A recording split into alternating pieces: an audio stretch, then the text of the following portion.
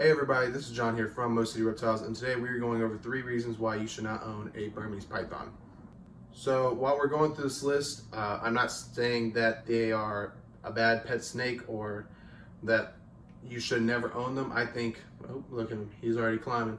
I think they make amazing pets and are a great species, but for a vast majority of keepers, these are not something that they want to keep, especially with just the species requirements. But we will be going over that in this list. If you do have any questions, then leave them down in the comments. More than happy to answer them. And we'll get started with the, number one on the list. So reason number one why you would want to own one of these is, of course, going to be the most obvious thing if you know about them is their size. So Burmese pythons can get to about 20 feet and weigh well over 100 pounds. For a vast majority of people keeping reptiles, that is way too big. That is a lot of reptile for someone who doesn't have the space or just isn't truly experienced with a snake that big. Now, if you're wanting a snake more manageable size, you have things such as ball pythons, corn snakes, most colubrids. If you want something a little bit cooler than, let's say, a ball python, you have things such as blood pythons, which they're really cool snakes, really beautiful. Don't get too big. They do have an attitude problem, but still, it's something cooler than a ball python, I think. But before jumping into getting something like a Burmese, right here, our boy William Snakespear, we call him Snakespear for short, he is only about 6-7 months old and he is already about 3 feet. And he's still very young, he's still a baby. So just with that, that should be a pretty good representation. Our other girl, Beatrice, she's pretty big, about that 10-foot mark. She's an albino and she's not, I don't think she's that old. I believe she's about that 4 or 5 years old. So still a pretty big snake for just someone who isn't prepared to handle something that big. So the number 2 reason is going to be the price of housing. So right off the bat, Burmese pythons, they can be a little more expensive, can be a little bit pricey depending on the morph. But for like a normal like William, it could be around 200 bucks you can find them at. The biggest cost is going to be where you're going to keep them in. So for these, you can't just really throw them in a rack system. They get way too big, and you're going to need a lot of upgrades on their enclosures, especially as they get bigger, from being about 3 feet all the way up until 18, 20 foot possibly.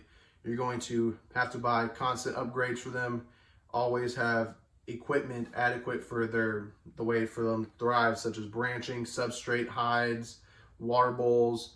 There's a lot that goes into it. And then of course it's going to be keeping their food at a good size for them as well. When they're young like this, they'll eat small rats and medium rats, and then you can get up to having them eat rabbits, chicken, and sometimes even baby pigs. So that's something to keep in mind. And also you have things as their heat sources. When they start getting bigger, you're of course going to need more of a gradient for how much the heat can provide for them. Or if you're using heat panels, that's another thing. You're going to need to buy bigger heat panels or a lot more heat tape. That's just something you have to understand when getting them, is that they're going to grow at a pretty fast rate. So having their enclosures be a proper size for them and being able to upgrade them when needed is something that you really need to have done before that time comes. Getting a little close.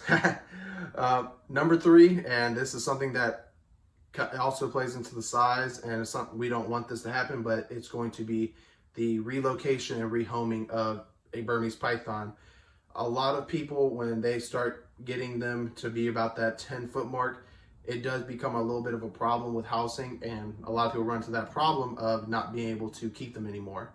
When you get a snake like this, it's all cute, it looks cool, but by the time it gets too big, it's really hard to find a home for them if you're not wanting it.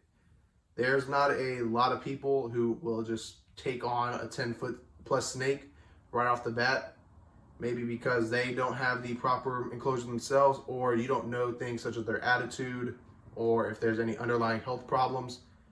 That's why when we work with these animals, we like to grow them out, kind of get a feel for them and understand like how they, basically how they're taken care of.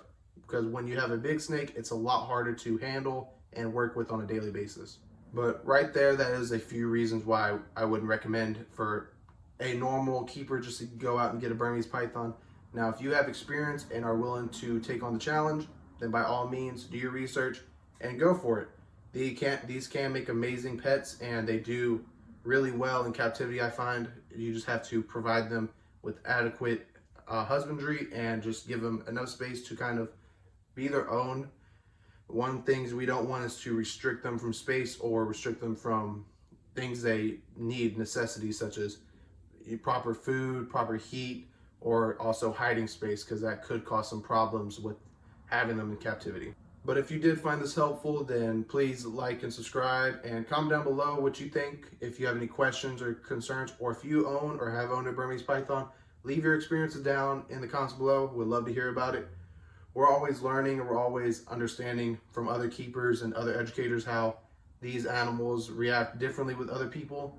We understand that in our keeping we have our opinions, but there's different opinions, different facts that everybody has throughout the community. This whole science-based animal keeping, no one knows everything and is a master, so we all kind of learn off of each other. That's why we watch YouTube, go to programs, go to shows, just kind of learn and work with different species and different educators and keepers to get a better understanding of how these animals live and how they kind of, I guess, grow in captivity. Again, thank you for watching, and if you have anything you'd like to say, comment down below. Check us out on our other social medias at Instagram and Facebook, and also TikTok now, because it just came off the ban, which is kind of funny.